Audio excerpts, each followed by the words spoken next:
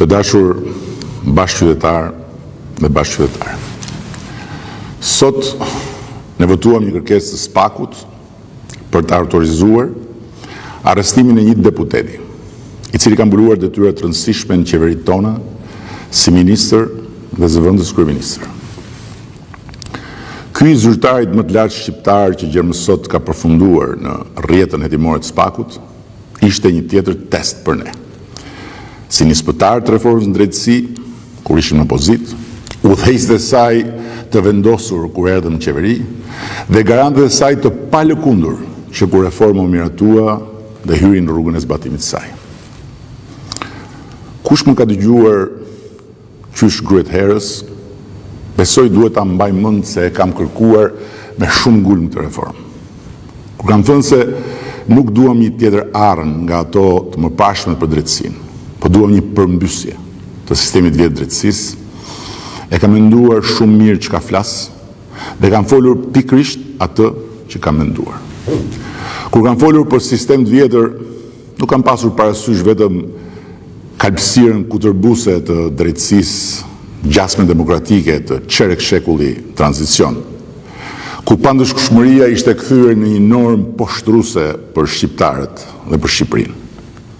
Po kam pasur parasysh edhe vetë kulturën mjerane të një drejtësie të egër për njeriu në zakonshëm dhe një drejtësie të gjunjëzuar para njeriu të veshur me pushtet.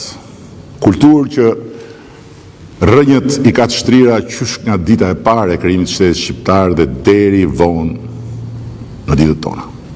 Sepse asnjëherë që nga viti 1912 dhe deri në vitet kur ne, Partia Socialiste e Shqipërisë, i hym detit në këmbë për të nxjerrë matane reformën në drejtësi, nuk kishte bërë kurrë vaki që një shkelës ligji me pushtet trajtohej nga drejtësia si një njerëz i zakonshëm në shkeljet ligjit.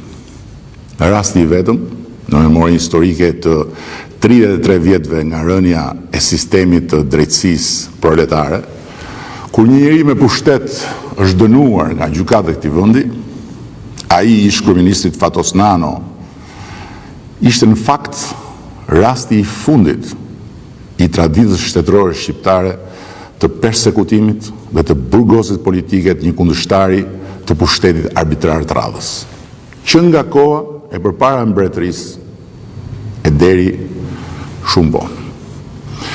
Periudha e diktaturës komuniste ishte pastaj shëmbulltyra më e përbindshme e asaj kulture barbarie të drejtësisë sipas Oreksit të parit. Kur kam thënë se nuk duam një reformë për ta vënë drejtësinë nën kontrollin e një pale kundër tjetrës, po duam një drejtësi të re, të pavarur nga pushteti i politikës, të aftë për ta luftuar korrupsionin në nivele më të larta dhe krimin e organizuar, të ndershme në hetimet dhe gjykimet e saj pavarësisht ngjyrave partijake, lidhjeve farefisnore, klanore, të ndimeve korruptive.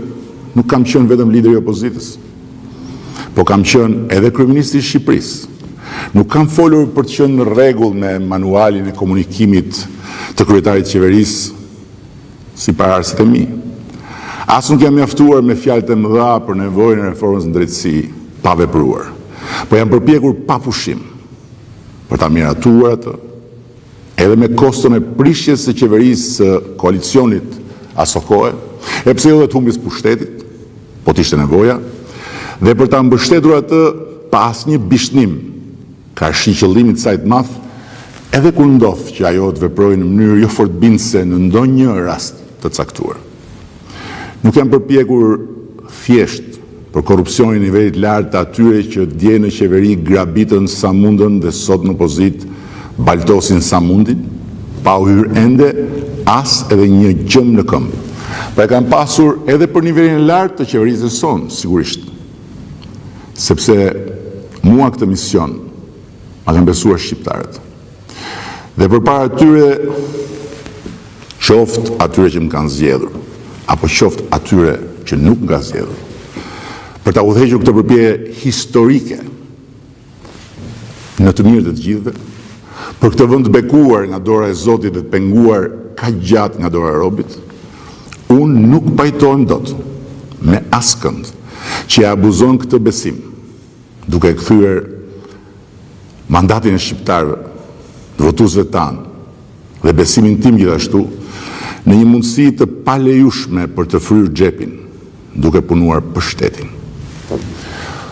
Për hir të misioni dhe për t'u kthyer shqiptarëve me sa fuqitë e mia ma lejojnë, sadopak, nderin e jashtëzakonshëm që më kanë bërë, duke besuar udhëheqjen e këtij vendi, unë jam gati të mbaj pa asnjë ankim baltën e pambarimt që kundërshtarët e të gjitha llojeve më hedhin çdo ditë padrejtësisht në fytyrë dhe në gjoks prej vitesh, por nuk kam qenë, nuk jam dhe nuk do të jem kur gati të mbaj në shpinë bashkë me Partinë Socialiste askënd, që e kujton gabimisht shpinën e madhe të familjes sonë politike, kurrizin e një kali që mund ta kalëroj për të shirë për vete në lëmin e pushtetit të marrë nga populli.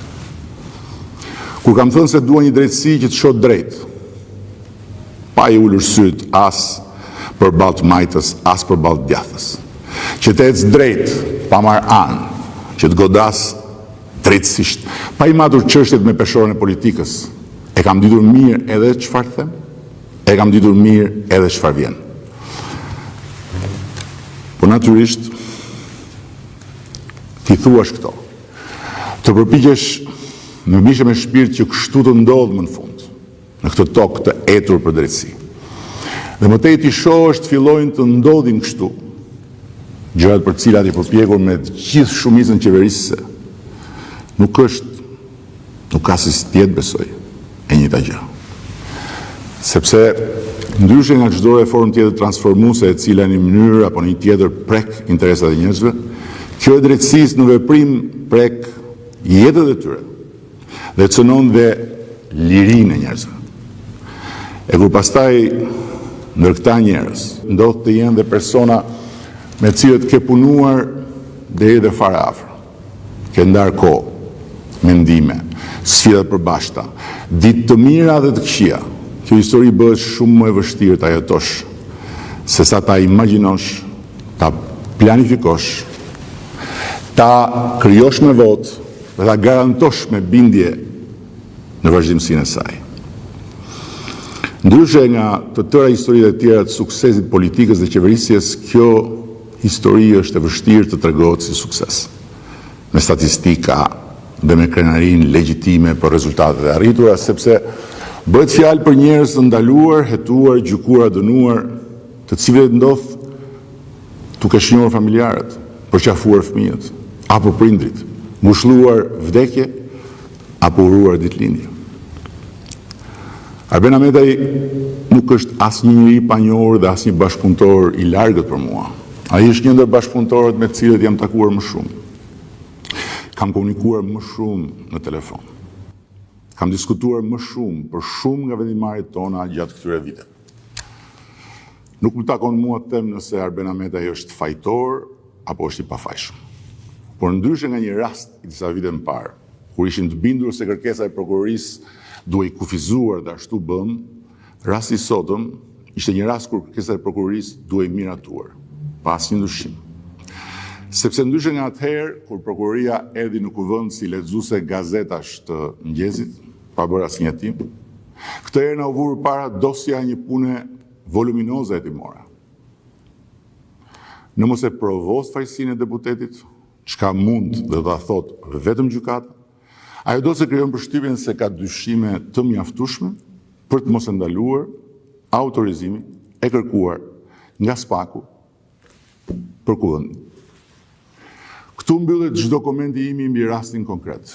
Tani më është në dorën e drejtësisë të na tregojë deri në fund, në është një rast fajësie apo është një rast pafajësie.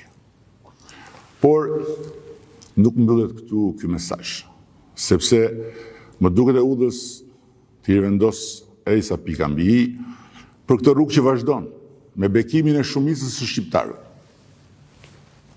Kjo që kam zgjedhur që ne, shumica politike e këtij vendi kemi zgjedhur është një rrugë e përbashkët. Ku të përbashkëta janë arsyet e mirë kuptuara, qëllimet e shpallura, përpjekjet e bashkëndruara, po të përveçme personale janë përjetimet e fuqisë që i zhdën një individi, çdo individi, përkohësisht për të marrë vendime, Të ndryshme janë virtytet e dobësitë njerëzore të secilit. Raportet me veten, raportet me karrigen, raportet me paranë.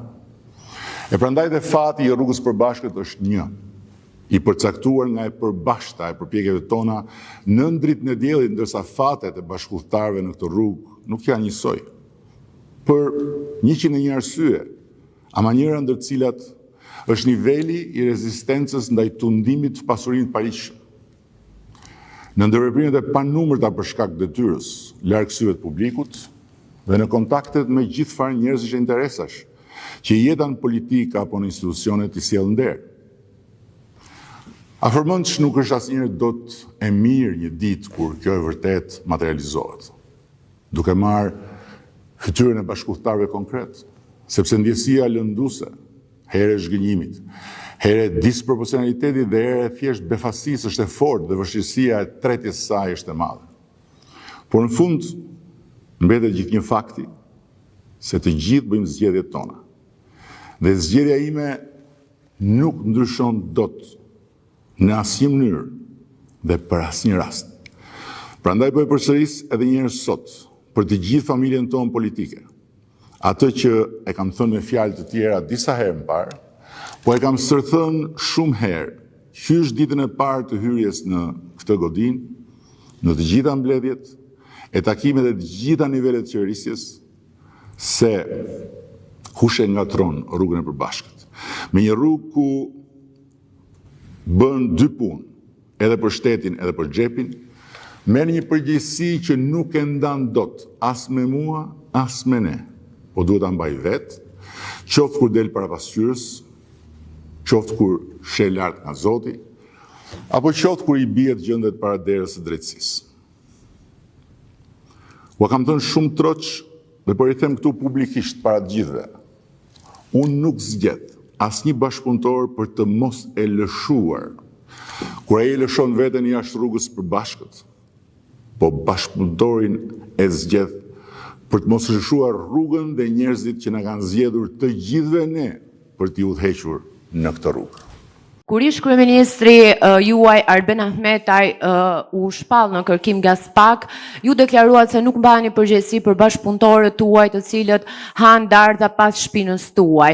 Sot një tjetër bashkëpunëtor juaj Erion Veliaj është në Burg dhe një ditë më parë GKKO ka vendosur në mas siguria zvendës kryeministrën tuaj për shkelje të barazisë në tendera. Pyetja ime është, a do shkarkoni Belinda Ballukun dhe a kemi të bëjmë me një rastësi dhe të gjithë bashkëpunëtorët tuaj han dardha pas shpina, apo është një model qeverisës për të cilin ju duhet të mbani përgjegjësi? Faleminderit. Faleminderit për pyetjen.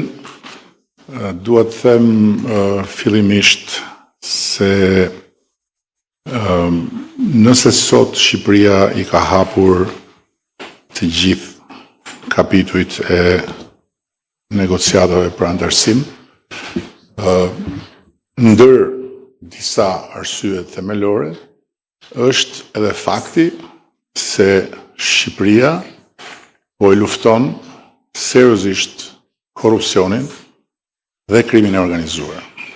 Dhe pa diskutim që sot edhe fakti që mund të bëhen pyetje me këtë përmbajtje lidhet me një epokë të re ku kemi hyrë. Dhe në këtë epokë të re, Shqipërinë e ka futur kjo shumicë qeverisëse me mua në krye. Për sa i përket rastit konkret, duhet të them 3 gjëra. Së pari, pavarësia e gjyqësorit nuk është as një slogan, nuk është as një manovër politike dhe as një eksperiment i përkohshëm. Por është një shkëputje historike nga e kaluara.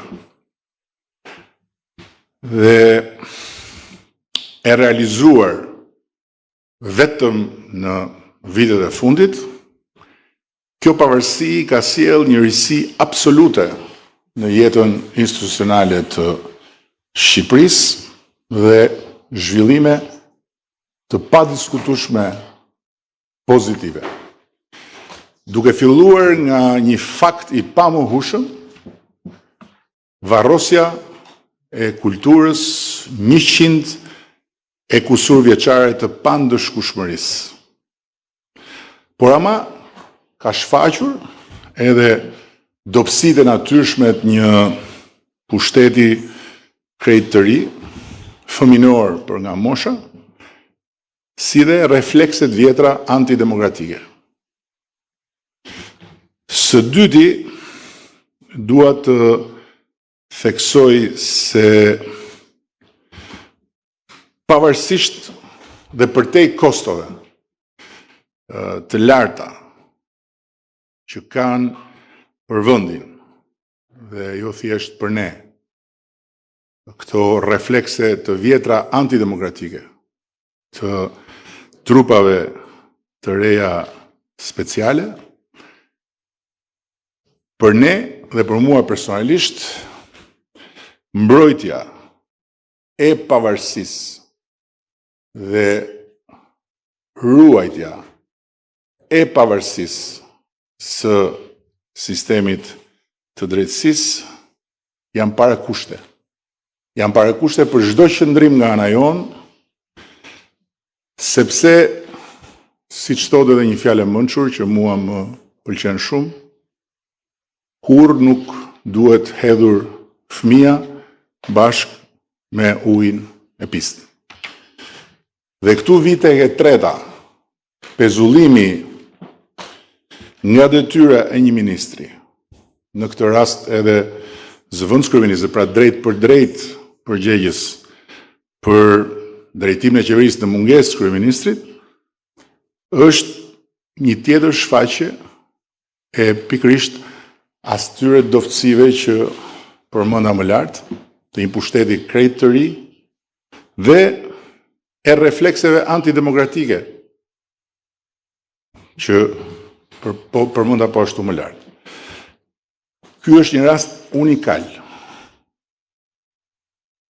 në historinë e Europës dhe po ashtu edhe në historinë e trupave speciale të drejtësisë që janë krijuar në proceset e integrimit evropian të vendeve të ish-lindjes komuniste, ku s'ka ndodhur kurrë që një prokuror dhe një gjykatës të mblidhen kokë në kokë dhe të pezullojnë nga detyra një antar i qeveria.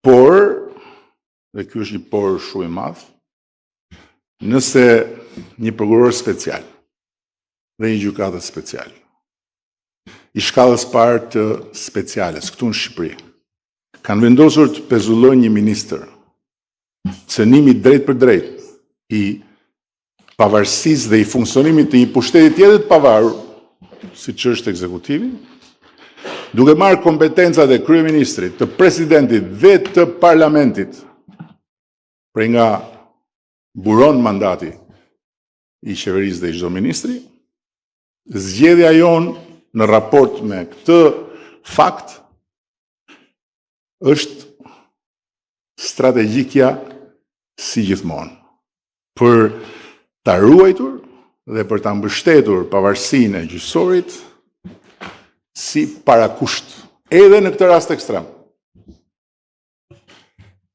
E thënë drejt për drejt, ne nuk mund t'i përgjigjemi një arbitrariteti të këtyre përmasave me asnjë lloj arbitrariteti.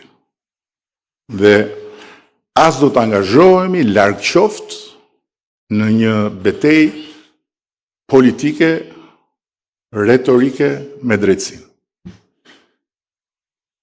Por do vazhdojmë me durimin ton strategjik. Do ta ruajmë dhe mbështesim pavarësinë e gjyqësorit, do ta respektojmë pa kushte vendimin e pezullimit të ministres dhe në ndërkohë do të kërkojmë mbrojtjen e pavarësisë së funksionimit të cënuar të qeverisë vetëm tek drejtësia në gjykatën kushtetuese. Këta jemi ne, ky jam unë, dhe kështu do të jetë deri në fund, kur unë të kem privilegjin që të udhëheq Shqipërinë për ta bërë antare të Bashkimit Evropian.